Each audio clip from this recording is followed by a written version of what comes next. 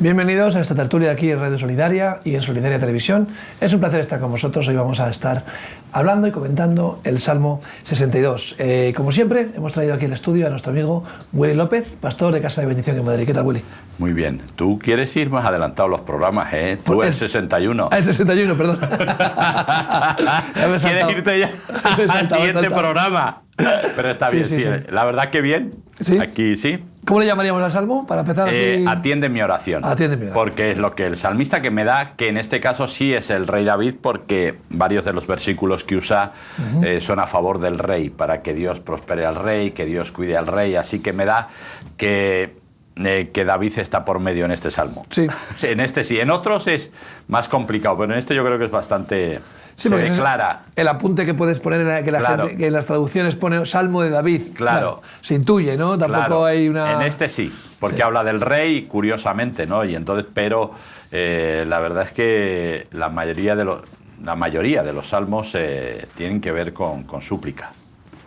Yo creo que David se explayaba un poco, era un poco cantautor, y un poco explicaba sus sentimientos en los salmos, y me da la impresión de que Asaf y otros salmistas que conocemos también pues hacían lo mismo, ¿no?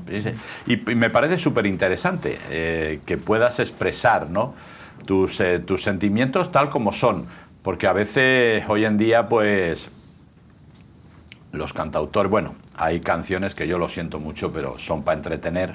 Entonces, como son para entretener, son para entretener.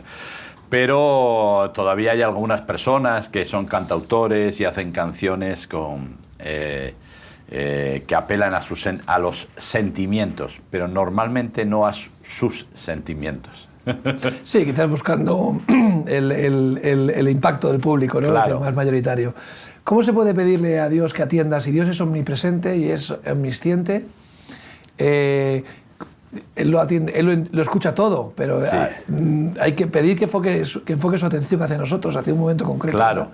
Él lo oye todo, pero igual no atiende a todo. Claro, a veces pasa como en ventanilla, ¿no? Que te oyen pero no te atienden. Eso es. Y entran en bucle y dicen, le falta este papel, le falta este papel, le falta este papel, le falta este papel. El timbre, el sello, dice, tal. Sí, nos llaman. Entonces no te atienden, te escuchan. Y eso, por desgracia, se da muchísimo. Por eso ahora se está queriéndose volver un poco al comercio de cercanía, ¿verdad? Porque el gran problema de las grandes superficies es que te oyen, pero no te atiende nadie. Bueno, es muy difícil. Es muy difícil conseguir a alguien que tú en una ferretería de estas gigantescas, claro, oye, necesito el tornillito, el coso de la cosa dice, que encaja en el... pasillo 3, fila 17. Si no lo tienen allí, pasillo 7, fila 24. Y ya al final dice, mira, yo creo que me lo voy a fabricar yo, que va a ser más rápido, ¿no? Pero sí, este es el gran problema de las grandes, por eso y yo creo que esa es la gran diferencia de Dios con cualquier otra, a veces, no, la naturaleza, no, la energía, no sé qué, que Dios se atiende. Porque aquí está el salmista hablándole y preguntándole a Dios, dice, y además te voy a dar la paliza, o sea, te voy a dar la paliza. Así, desde lo más lejano, desde lo más recóndito, desde el extremo, hasta ahí voy a seguir dándote la vara hasta que me atiendas, ¿no? Es un poco la pelea de Jacob, ¿no? Cuando peleó contra el ángel del Señor, ¿no? Y dije, no te dejaré hasta que me bendigas. No te suelto. Pero lo bueno es que en Dios siempre hay esperanza. ¿Entiendes? A veces lo otro, porque yo a veces cuando oigo a veces programas y la gente habla y dice, no, la energía, la madre naturaleza, pero no, o sea, no veo respuestas a, en realidad eres tú manejando una serie de cosas que piensas que eso te va a dar la solución, pero en realidad eres tú. Claro. Aquí no, aquí estamos hablando, aquí tú te quedas fuera, o sea, tú solamente eres el receptor y tienes que esperar que el emisor, que es Dios, te dé el mensaje. Y es un poco lo que el salmista. Ahora, lo que sí el salmista promete es, o sea, yo voy a estar ahí. Ahí voy, pico y pala, pico y pala, pico y pala, hasta que me contestes. Y yo creo que esto es una de las cosas que más agrada a Dios, porque a veces tenemos una costumbre de pedir de forma rutinaria o retórica, ¿no? Sobre todo retórica, es decir, incluso rezamos el Padre Nuestro, hacemos muchas cosas, pero realmente no hay una insistencia, no hay una premura, Señor, esto como le pasó a Jacob, ¿no? O como a otros, Señor, es que si tú no haces algo, esto no tiene solución, esto va a acabar mal, esto no sé qué voy a hacer, no tengo opción, ¿no? Y el salmista un poco lo que nos está diciendo, cuando pidas que en tu corazón Dios pueda ver que de verdad te importa, que hay una necesidad, que hay una premura, que le necesitas de verdad, ¿no? Porque a veces decimos, mira, oro, Señor, vale, pero si no me contestas, pues ya me busco la vida por otro lado. Sí, o ya tengo la justificación, ¿no? Yo ya Claro. oré, ya lo puse en manos de Dios, Claro. ya, Dios sabe.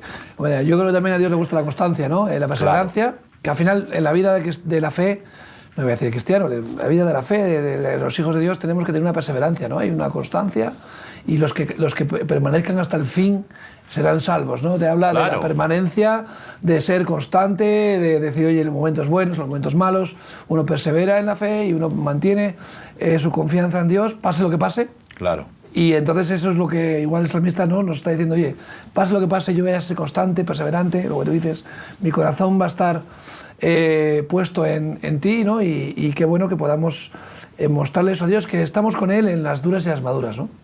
Yo creo que esto es una de las cosas que hoy está fallando, y por eso siempre hemos dicho que en países como América Latina, como zonas de Asia o como África suceden más cosas simplemente porque la gente tiene una necesidad. O sea, tiene una necesidad y sabe que tiene que depender de Dios, porque no tienen seguridad social, no tienen opción a ningún tema económico, o sea, los bancos no les van a prestar absolutamente nada porque no son nadie.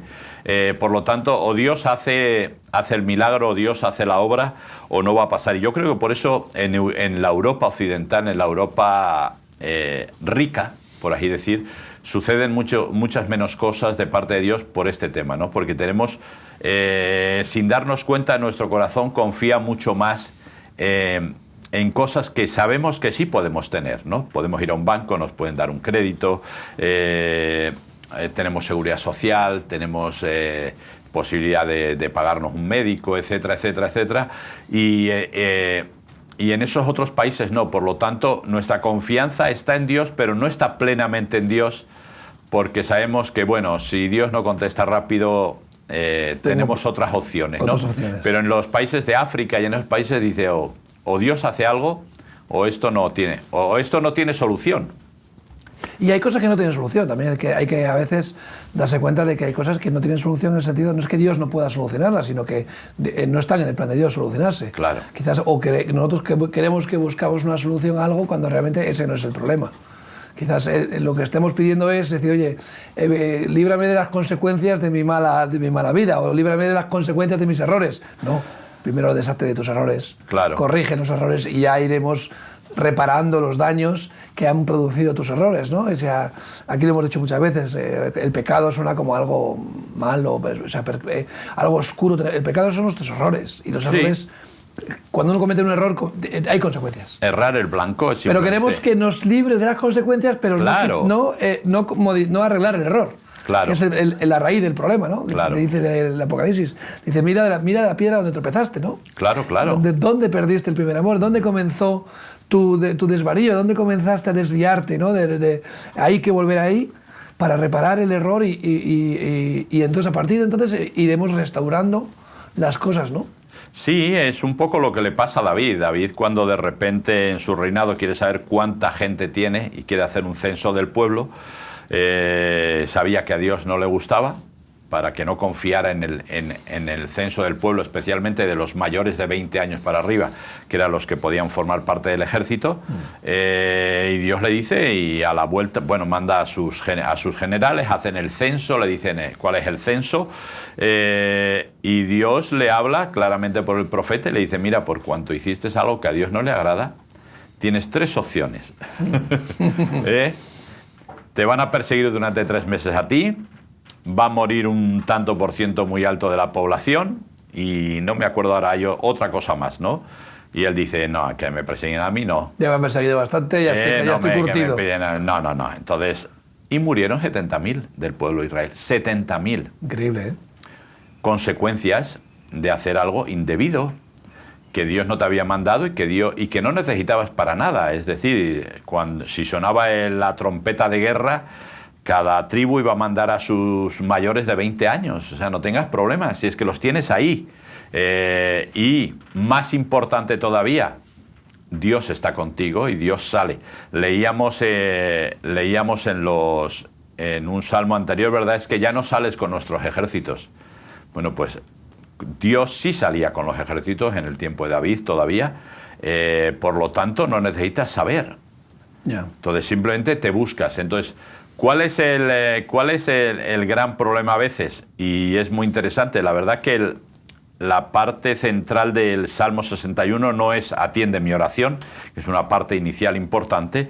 La parte inicial que toca es mis votos, hacer votos. Y esto es, y no botox, sino no, votos. no tiene que ver con eso. Ni votos que han sido ahora en Cataluña, no. Hacer votos, ¿no? Entonces, porque el salmista repite 2 veces acerca de pagar mis votos, de hacer mis votos. Y claro, esto es peligroso porque puede traer a confusión.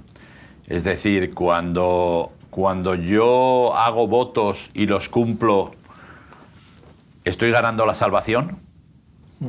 No.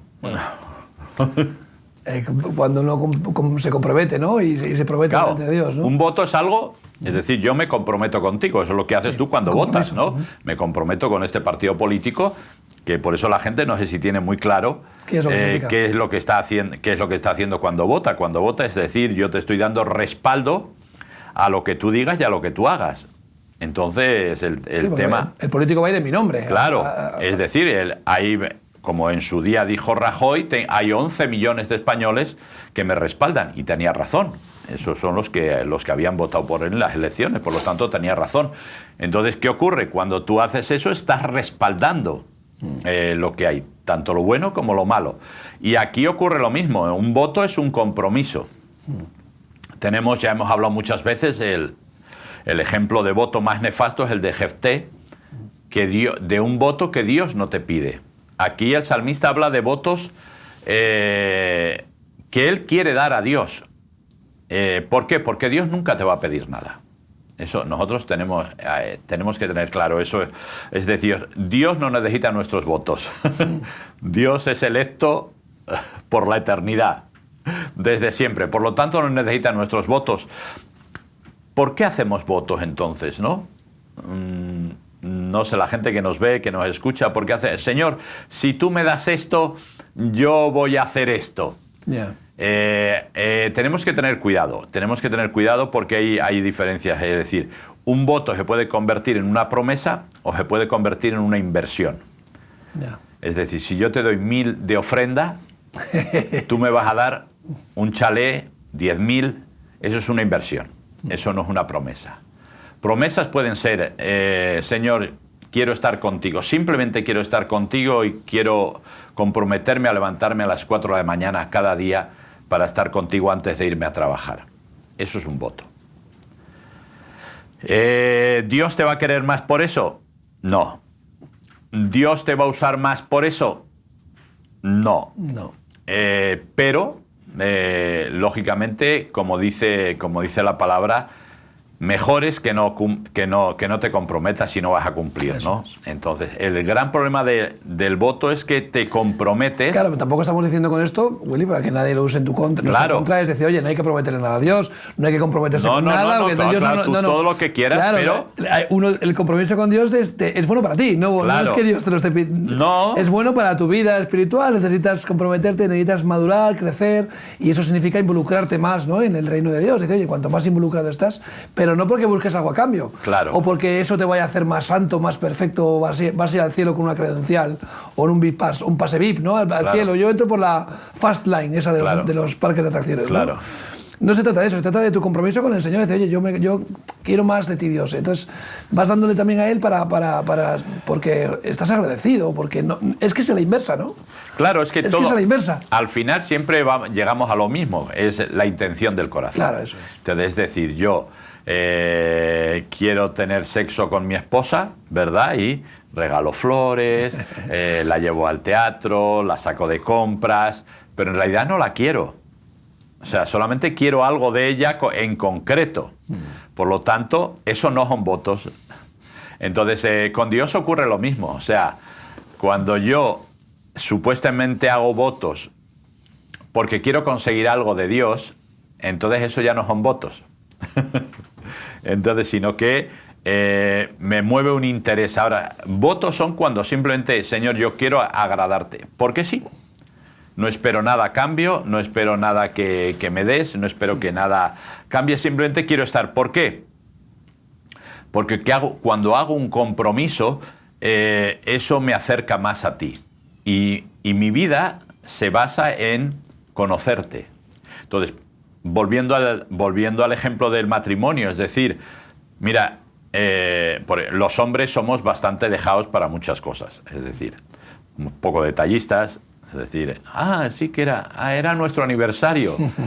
Sí, ¿cuándo? Mañana. No, hace 3 días. Ese compa ya está muerto. Ese compa ya... ¿Entiendes? Ya está. Entonces quiero decir, hacer un voto de disciplinarme. Igual para eso tengo que usar la tecnología y poner aniversario 28 de tal. Avísame 2 días antes. Y avísame 2 días antes. Y salto pero no la regalo porque hay que cumplir con el aniversario, simplemente la regalo porque la quiero. Sí. Entonces, esto es lo mismo. Esos votos son los que agradan a Dios. Esa es la diferencia del amor y el querer, ¿no? Claro. Eso es una de las lecciones más básicas que se pueden dar en la pareja, ¿no? Decir, una cosa es el querer, la atracción, las hormonas o el interés intelectual o la afinidad entre 2 personas que se atraen física y psicológicamente, incluso pues, por las hormonas de que hay en el aire. Y el querer, ¿no? De yo te quiero algo de ti, yo te doy algo, una transacción entre 2 personas, ¿no? Yo te doy algo, tú me das algo a cambio, ¿no? Pero sin embargo el amor no es así, ¿no? El amor es dar. Claro. De tal manera es incondicional. De tal manera amó Dios al mundo que dio a su hijo un hijo. Claro. No pidió nada a cambio, nos lo dio. Él lo entregó para que porque como una muestra de amor, igualmente el marido a la esposa, y claro, está hablando de Cristo y a la iglesia, está hablando de Cristo, del Señor y a su pueblo, siempre es dar, ¿no? Él es el que ama, ¿no? Y claro, realmente nos damos los unos por los otros, nos damos en ese aspecto de decir, oye, te doy sin esperar nada a cambio, o siempre apunto lo que te he dado para el día de mañana, oye, que me debes tantos favores, que yo he hecho esto por ti, y sacas la lista, ¿no? Claro. Bueno, quien quiera saber lo que es el amor, 1 Corintios 13 lo tiene ahí, lo puede leer. Y es curioso, ¿verdad? Porque cuando amamos, según 1 Corintios 13, lo hacemos en 2 maneras. Una, cuando éramos como niños, y otra, cuando ya dejamos de ser como niños. El amor de un niño, en cierta manera, es un amor un poco egoísta. Es decir, él sabe que tiene, pero es genuino. Es genuino, pero es un poco egoísta. Es decir, un poco pensando en él también, ¿no? Se supone que cuando dejamos de ser niños, ese componente egoísta desaparece y empezamos a pensar, a amar como adultos. Y esto es un poco lo que ocurre. Estos son los votos para Dios. Claro. Es decir, cuando somos un poco niños, que nadie se asuste de que le hacemos votos a Dios, de que nos comprometemos con Dios. Y ahí hay una segunda intención, ¿verdad? Como en los ordenadores, funcionando en segundo plano. Pues esto queda en segundo plano, pero ya está. Mal, no está mal. Sí, no está mal. Una falta de madurez, una falta de... Pero tienes que ir creciendo hasta un punto de llegar, Señor, yo te hago este voto a ti, simplemente por ti. O sea, porque te amo, porque te quiero agradar, porque quiero estar contigo. Y entonces, no para alcanzar nada.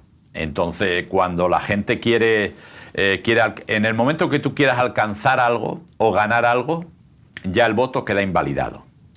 Queda invalidado. Entonces, votos, pues, se pueden hacer votos por agradecimiento. En España se hacen montones de votos. O sea, ahora mismo va a comenzar el Rocío y la gente hace votos.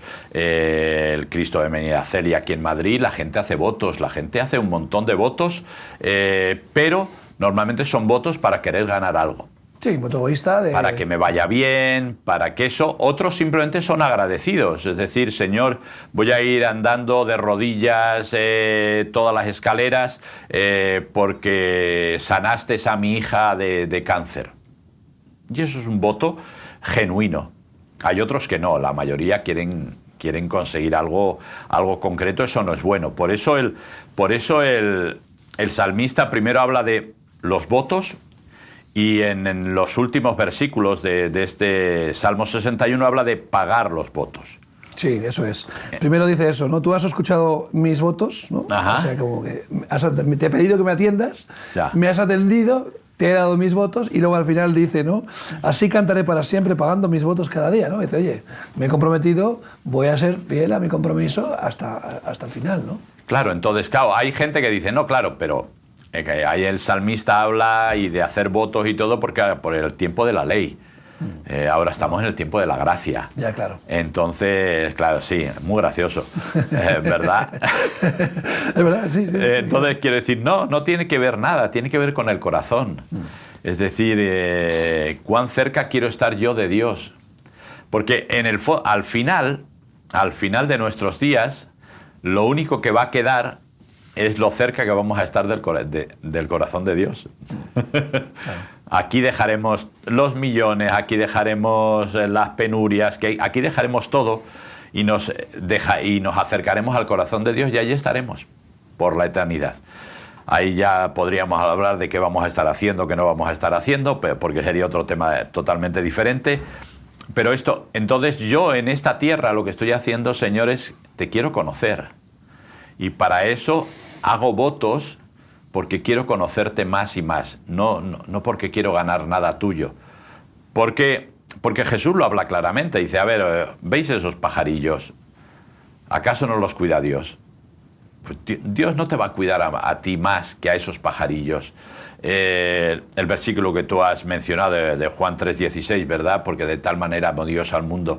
Y así podemos ver un montón de versículos donde Dios, y tanto en el Nuevo como en el Antiguo Testamento, podemos ver montones de versículos donde Dios está por ti. Tiene planes de paz para ti, planes de prosperidad, está por ti y no puede estar más. Así es. Así que los votos es algo que tú quieres hacer para conocer más a Dios, para estar más cerca de Dios simplemente. Ahora, ya digo, cuando los votos que hacemos es un poco diciendo, Señor, si te doy 3, ¿qué me vas a dar? No, entonces esos votos son un poco más complicados. Para mí personalmente no son votos, son transacciones económicas, son inversiones, son otro tipo de cosas, pero para mí no es un compromiso con Dios porque sí, ¿no? Ahora, lo que Dios dice claramente es, si los haces, cúmplelos. Págalos. Así es. Cuando oramos, y aquí veo un poco a veces esa relación, ¿no? con Dios a la hora de orar, ¿no? Muchas veces tenemos mucho que decirle y poco que oírle, ¿no? Claro. Entonces a veces podemos sacar esa lectura y decir, oye, le has pedido mucho, tú has dicho a Dios, te has comprometido muchas cosas con Dios, pero igual lo que tienes que hacer es escuchar más lo que Dios tiene que decirte, ¿no? Igual tienes que estar más atento, tú, a la voz de Dios. Claro. No tanto que Dios esté atento a tu oído, a tu voz, que también es importante. Claro. En momentos de necesidad, de angustia, de que uno clama a Dios, ayúdame, Señor. Pero yo creo que a veces es más importante lo que Dios tiene que decirnos a nosotros, que lo que nosotros tenemos que decir a Dios, que Dios ya sabe lo que tenemos que decirle. Claro. Y es bueno que oremos y que hacemos nuestra voz, pero creo que es más importante que nosotros atendamos a Dios a que no que Dios nos atienda a nosotros. Claro. Porque yo creo que lo que Dios tiene que decirnos es más importante de lo que nosotros tenemos que decirle a Él. Aquí dice, llévame a la roca que es más alta que yo. Es un texto que me encanta. Claro, yo siempre veo los salmos, los leo con una perspectiva mesiánica impresionante, ¿verdad? Está hablando de Jesús. O sea, después de Jesús, quizás David no está muy abajo. Hay grandes mesías en minúsculas, ¿verdad? Estamos Moisés, tenemos a Josué, tenemos personajes que están son personajes grandes, altos, ¿no? Solamente hay uno que es el más alto de todos, que es Jesús, ¿no? Y el salmista dice, llévame a la roca, o sea, quiero parecerme más al Mesías, quiero elevarme más, ¿no? Pues, la verdad es que sí, ahí tenemos que ver. Ahora volvemos otra vez a la roca, porque sí, es muy interesante, ¿verdad? Pero los votos de Dios, lo bueno que es que son perdurables. Dios hizo un voto y dijo, nunca más volverá a haber un diluvio. Y hasta ahora lo ha cumplido perfectamente. Y a lo largo del Antiguo Testamento Dios hizo votos a favor de su pueblo. Y posteriormente vino Jesús, que fue el voto principal, es decir, el compromiso de salvación de Dios principal para todo. Por lo tanto, lo que tú decías es totalmente cierto, es decir, tenemos que escuchar más a Dios porque normalmente lo que Él tiene que decir es más importante, más relevante y tiene más trascendencia que lo que nosotros decimos. ¿Por qué? Porque Él cuando habla tiene en cuenta toda una cosmovisión, no solamente para nosotros, sino para todos aquellos que nos rodean o aquellas situaciones que nos rodean. Nosotros no somos capaces de ver más allá de nosotros.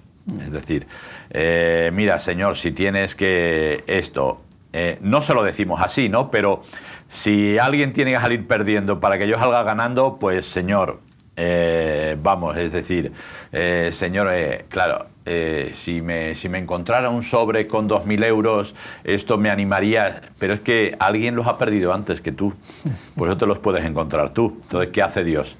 Te deja esos 2.000 euros allá en un sobre y el pobre que los perdió, ¿qué hace? Desesperadito. Entonces, quiero decir, pero nuestra perspectiva casi siempre es esa, es un poco más hacia nosotros mismos. Pero Dios no tiene. Dios tiene una cosmovisión mucho más importante, que lo que hace es cuando yo hago un voto, cuando yo hago un compromiso contigo, yo primero lo voy a pagar y segundo nos va a afectar no solamente a ti, sino a todo tu entorno. Por eso yo creo que es tan importante esa imagen de la roca. Sí. Es decir, Dios, los votos de Dios no están sobre arena. Los votos de Dios están sobre la roca, es decir, están. Y en este caso, la roca es Cristo. Es decir, todos los votos que Dios hizo a favor de la humanidad se centran y están centralizados en Cristo. Y por eso es tan importante.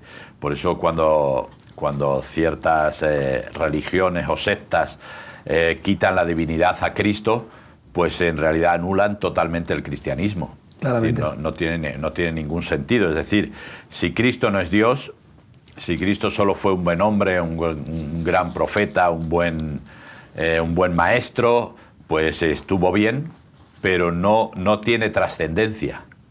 Tuvo relevancia en su día, pero no tiene trascendencia. Tiene trascendencia, ¿por qué? Porque es Dios y hoy en día sigue vivo y es el mismo ayer, hoy y por los siglos. Justamente esta mañana leía, ¿no? Colosenses 2, dice, versículo 8, dice, mirad que nadie os engañe por medio de filosofías y huecas sutilezas, según las tradiciones de los hombres, conforme a los rudimentos del mundo y no según Cristo, porque en Él, en Cristo, habita corporalmente toda la plenitud de la deidad. Fíjate. Y vosotros estáis completos en Él, que es la cabeza de todo principado y potestad. Está hablando claramente, ¿no? de la importancia, ¿no? De que Cristo es la roca, que él mismo se define como la piedra. Sí. Que desecharon los edificadores. Está hablando claramente de los religiosos, de manera oficial, pero sobre la piedra del ángulo sobre la que está sustentado toda la casa, ¿no? Y claramente nos compara a nosotros con piedras que estamos edificados, ¿no? Sobre la roca que es Cristo, ¿no? Y esa fe, ese fundamento debe estar inamovible. Yo creo que hay cosas que se pueden razonar, pero hay rocas, hay fundamentos de nuestra fe que son intocables, ¿no? Claro, hoy la sociedad juega mucho con la escala de grises. O sea, claro. Dependiendo, te pones más oscuro o más claro, pero juegas con la escala de... A casi nadie le gusta jugar con blancos y negros. Ahora hay cosas que son o blanco o negro. Eso es. Y en este caso, Jesús lo dice, blanco o negro, o estás conmigo o estás contra mí. Es blanco o negro. No, porque yo creo, yo estoy convencido, mis padres, no, o sea, o estás conmigo o estás contra mí. Entonces, y hay muchas cosas, yo creo que una de las cosas que más molesta a la gente de la Biblia es que habla o blanco o negro. Es decir, el que me niega a mí, niega a mi padre. Claro, la mentira es mentira. Constantemente, sí. Es decir, puedes llamarle mentira piadosa, mentirijilla, mentira blanca, puedes llamar... Mentira es mentira. Robar es robar. Es decir, cuando el Padre Nuestro nos enseña y cuando hablamos del decálogo de Dios en el Sinaí, lo que dice es blanco o negro. Ahora, otra cosa es la situación en la que se produce, que ahí sí podemos tal vez jugar con una escala de grises, ¿no? Pero lo que es el hecho en sí es blanco o negro. Pero hoy en día pues estamos viendo que la justicia ya está perdiendo ese blanco o negro. Dependiendo de quién es, dependiendo de muchas juez, cosas, del punto de vista, juez, sí. Puede ser gris claro, gris oscuro, o blanco perla, ¿eh? Sí. O blanco perla, porque blanco televisión, que es casi gris. Entonces, al 75%. Claro, entonces es un poco complicado hoy ese tema. Pero la realidad es que Dios lo dice muy claro. Es decir, esto es lo que hay. Blanco, estoy a favor vuestro. Con Adán y Eva sí empezó. Y con Adán y Eva, pues no, porque claro, ellos quisieron ya desde entonces razonar. Pasarlo a una escala de grises, ¿no? La mujer que me distes, la serpiente astuta. Pero Dios dice, ¿dónde estáis? O sea, ¿dónde estáis? ¿Y esto es blanco o negro? ¿Estáis desnudos? Blanco. ¿Os habéis dado cuenta de que estáis desnudos y por eso tenéis que cubriros? Negro. O sea, no hay vuelta de hoja, no hay vuelta de hoja. Y entonces, lo que pasa es que hoy vivimos en una sociedad que le encanta todo este tema de grises. ¿Por qué? Porque eso nos da margen a una conciencia muy laxa y muy amplia. ¿Entiendes? Entonces, claro, te quedas por un lado alucinado, ¿no? Leyes, el aborto. Pero por otro lado vamos a ver cómo damos ayudas o damos incentivos a la maternidad. Señores míos, claro, el jugar en la escala de grises me da ese margen. Claro. O sea, por un lado quiero que las mujeres tengan sus derechos. Pero por otro lado, ¿quién va a pagar las próximas pensiones si el índice de natalidad sigue a este ritmo, ¿no? Entonces voy a dar ayudas, el tiempo para los padres que puedan estar con sus hijos, bonos de dinero en efectivo por cada niño, etcétera, etcétera. Voy a incentivar, ¿no?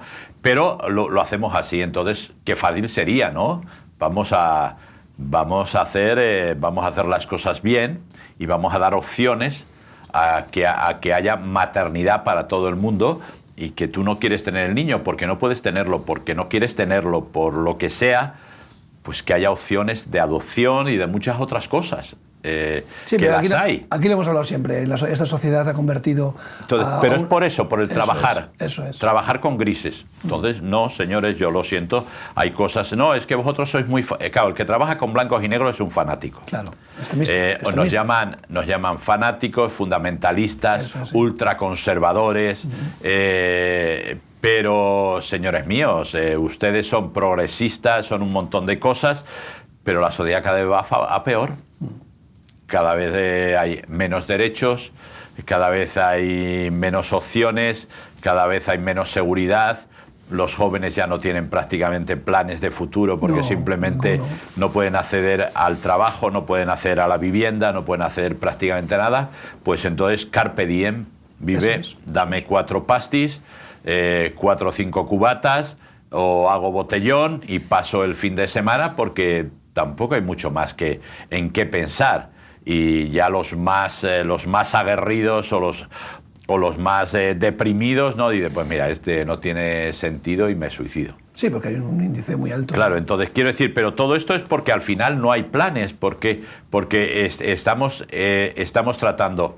Al final te encuentras con el problema de siempre, es decir, lo que Dios le dijo a Adán y Eva, lo que Dios le dijo, no lo que la serpiente les dijo, seréis como dioses.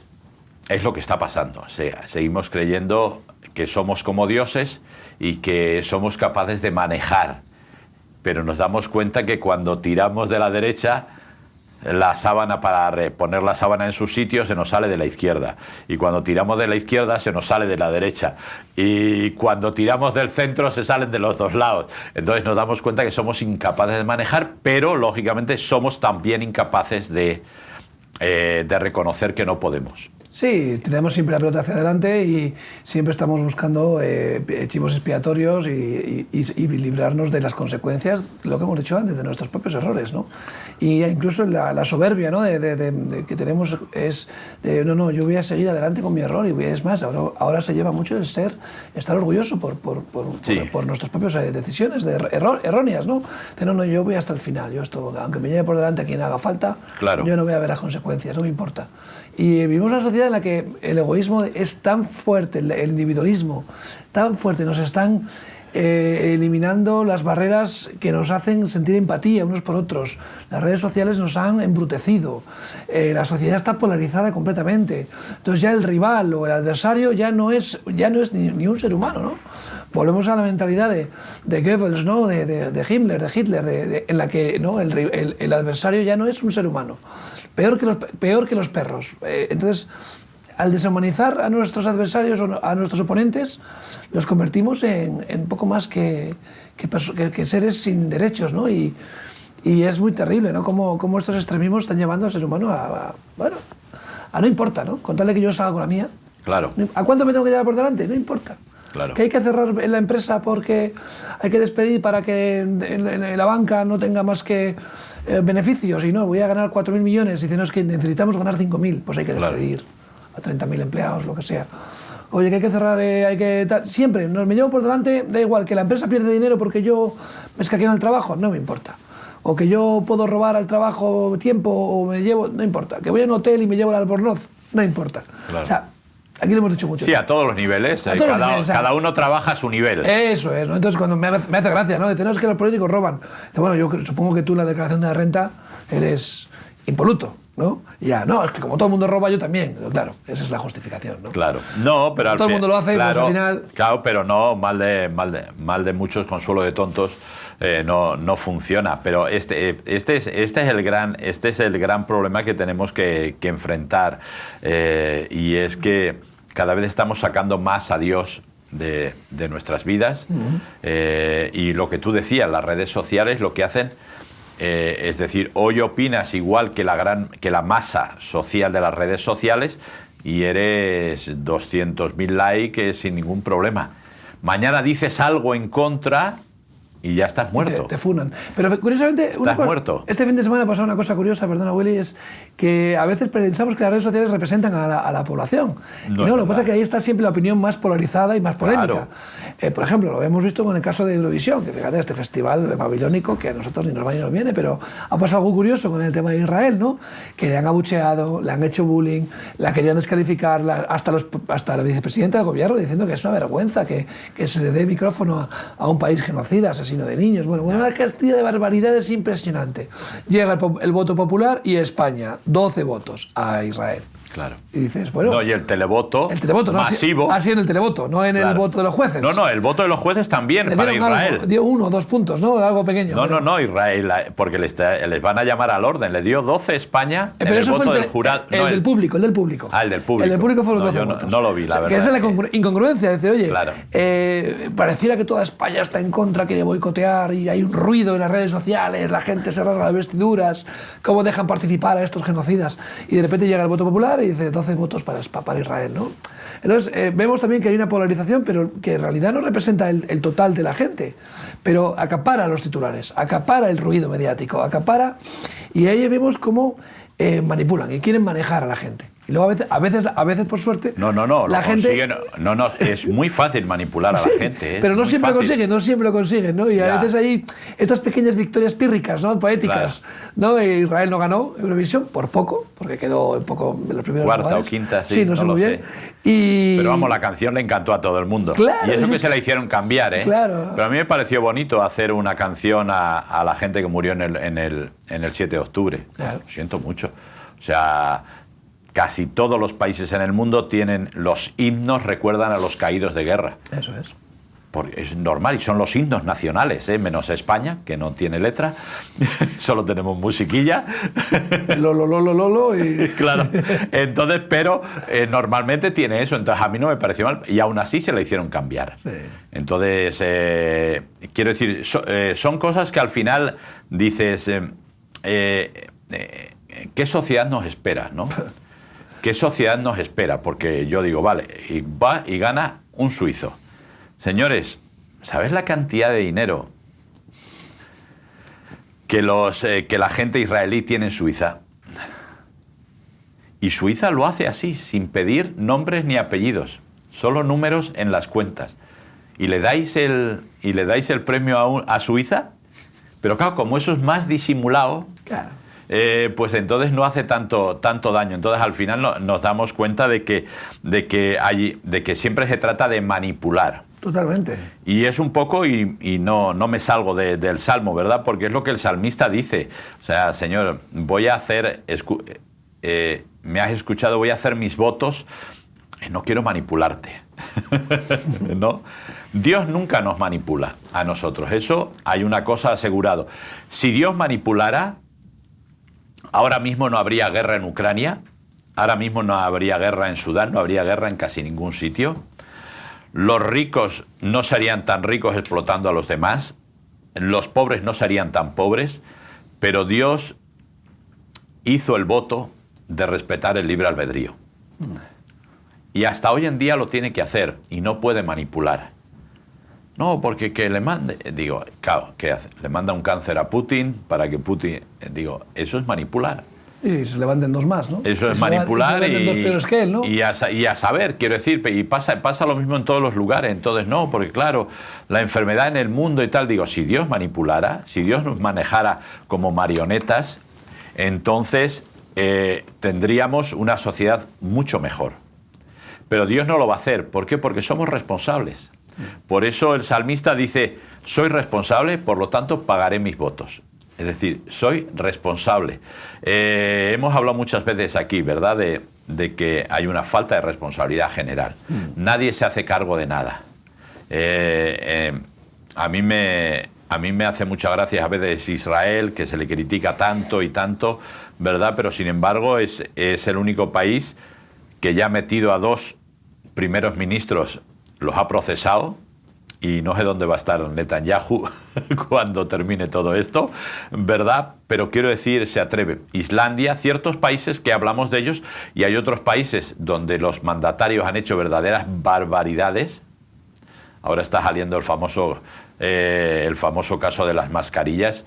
Me da igual que derecha e izquierdas, todo el mundo hizo negocio con el tema de las mascarillas y del material sanitario en la pandemia. Ayer aparecieron 400.000 mascarillas tiradas en un vertedero. Claro, digo, o sea, fíjate tú, y las vacunas y todo lo que ha pasado, todo lo que se ha gastado, pero da igual, unos u otros, al final todos lo han hecho, todos han querido aprovechar el tirón. ¿Por qué? Porque era dinero fácil, claro. Pero nadie se hace responsable. No. Nadie se hace responsable, con lo cual al final nos damos cuenta que lo que Dios dijo, es decir, a ver, Adán y Eva, erais responsables de no comer del árbol de la ciencia del bien y del mal. Podíais comer todo lo que quisierais del árbol de la vida, pero de aquí no, y no fuisteis responsables. Y así podemos ir viendo cómo la Biblia es un compendio de irresponsabilidades hasta que llega Jesús, que es responsable y incluso da su vida. Eso, y se hace responsable de lo que no es suyo. Claro, porque realmente él se hace responsable de decir, echar sobre mí vuestras cargas, ¿no? Eso, yo voy a llevar el peso. Porque cuando el banco viene y te dice, oye, mira, que debes tanto dinero. Ah, bueno, como es mis deudas, pues yo las pago, pero es que Jesús pagó las de otros, porque él no tenía deudas. ¿Entiendes? Entonces es como decir, oye, mirar, que acabo de perder 100.000 euros, pero una ronda para todas que pago yo. Pues cuando dices, acabo de ganar 100.000 euros, una ronda para todos, eso es muy fácil, ¿verdad? Pero no, acabo de perder 100.000 euros, una ronda para todos. Eso solo lo hizo Jesús. Sí. Eso lo hizo Jesús, por eso será la roca, y por eso siempre el salmista le pide, ponme sobre la roca. Ponme sobre algo firme, sobre algo contundente, sobre algo que me sostenga de verdad. Y que nos supere, o sea, reconociendo quiénes somos. Sí, claro. O sea, porque puedes decir, oye, no, la roca es algo que está por encima de nosotros, alguien que es mayor que nosotros. Me encanta, es que llévame la roca que es más alta que yo. Luego dice, porque tú has sido mi refugio y torre fuerte delante del enemigo, yo habitaré en tu tabernáculo, para siempre estaré seguro bajo la cubierta de tus alas. Qué bonito texto, ¿no? Es un texto muy, muy bonito. hablando de la protección, hablando de la seguridad, pues esa cobertura, ¿no? Porque uno está en un torre fuerte, pero uno tiene la cobertura, uno siente el abrigo, siente el calor y la protección del Altísimo, ¿no? Sí, el gran problema es que hoy en día nos da vergüenza, así como el salmista está pidiendo ponme sobre la roca, sobre algo sólido y firme. Hoy la solidez la queremos tener en nosotros mismos, que tenemos pies de arena o pies de barro, pies de arena, ¿verdad? Que a la primera de cambio nos deshacemos, nos venimos abajo y acabamos mal. Simplemente porque no sabemos cómo hacerlo. Entonces, pero nos da mucha rabia poner nuestra confianza en alguien que está por encima de nosotros, aunque en esta figura lo que hace es ser nuestro fundamento, o sea, por debajo, pero nos da mucha rabia la dependencia. Por eso yo creo que la gente en las redes sociales, una de las cosas que más se publica es que tú seas tú mismo, aunque eso sea una verdadera barbaridad a veces, pero que tú mismo no dependas de nadie. Y de repente pues te ves vídeos de TikTok donde te dan consejos de estética, donde te dan consejos de alimentación, pero dependes de ti mismo. Y a veces consejos peregrinos, como ellos solos, que no hay quien los coja por ningún lado. Pero el salmista aquí está diciendo, no, yo estaré, yo quiero estar bajo tus alas. Yo quiero estar bajo tus alas. Los pollos no se lo piensan. Cuando viene tormenta, cuando va a cambiar el tiempo, cuando empieza a hacer frío, corren y se meten debajo de las alas de la gallina y no tienen ni preguntan. Ni preguntan, ¿no? ¿Por qué? Porque saben que van a estar bien, que van a estar cálidos y que van a estar protegidos. Pero nosotros todavía no, la sociedad nos quiere enseñar, no dependas de nadie, no te protejas, no te cuides. Y bueno, pues así tenemos luego gente que sufre las consecuencias de una desprotección y de una soledad. Yo cuando veo 5 millones en España se sienten solas en España, con toda la tecnología, con todo lo que hay, que yo creo que serán muchas más de 5 millones, ¿verdad? Pero solo pensar que 5 millones de personas están solos, que ancianos mueren en su casa solos y que los encuentran 7, 15 días después, pero no porque nadie les eche de menos, sino por el olor que despide su vivienda, te da un poco de pena de decir, yo prefiero seguir dependiendo de Dios, sabiendo estar bajo tus alas, sabiendo que ahí estoy cuidado, que ahí estoy protegido, que ahí estoy bien, ¿no? Y además que eso va a repercutir también en mi vida. No es que lo hagas de esa manera, pero estás en el lugar adecuado, estás en el lugar correcto. Después continúa el salmista, dice, días sobre días añadirás al rey, sus años serán como generación y generación, ¿no? Estará para siempre delante de Dios, prepara misericordia y verdad para que lo conserven, ¿no? O sea, está hablando también de eso, de esa parte que Dios cumple siempre con nosotros. Oye, estar con Él es lo que necesitamos. Es como decir, oye, no es decir, no solamente evitas hacer el mal, sino que el hacer el bien te beneficia. Dice, no, es que llevo una vida pasiva. Dice, no fumo, no bebo. Dice, ya, pero no te mueves, no haces ejercicio, llevas una vida sedentaria, te perjudica, ¿no? Dice, no, es que no hago daño a nadie. Tampoco le haces un bien a nadie. Claro, o sea, la frase española por antonomasia. Eso, no le hago mal a nadie. Que cada uno mire que haga con su cuerpo lo que quiera. La famosa frase es, dice, bueno, Dios dice, no, si estás conmigo, el estar conmigo es bueno para ti y para los demás. Claro. O sea, es que hay una repercusión, hay un efecto, decir, oye, es que estás haciendo lo correcto, es delante de Dios, ¿no? Decir, y eso va a traer consecuencias buenas para ti y para los demás, que es lo importante, ¿no? Sí, tenemos que ver aquí, como decía antes, por eso creíamos que este salmo es del rey David, ¿verdad? Porque habla del rey. ¿Por qué? Porque en cierta manera, cuando el rey estaba bien, estaba en su sitio, estaba cerca de Dios, estaba sano a nivel físico y mental, eso repercutía sobre el pueblo. Claro. ¿Entiendes? Cuando el rey era un desastre, como pasó especialmente con los reyes del norte, pues el pueblo era un desastre. Más impuestos, más avaricia, más injusticias, Y pasa lo mismo, por eso, bueno, tenemos que orar, ¿no?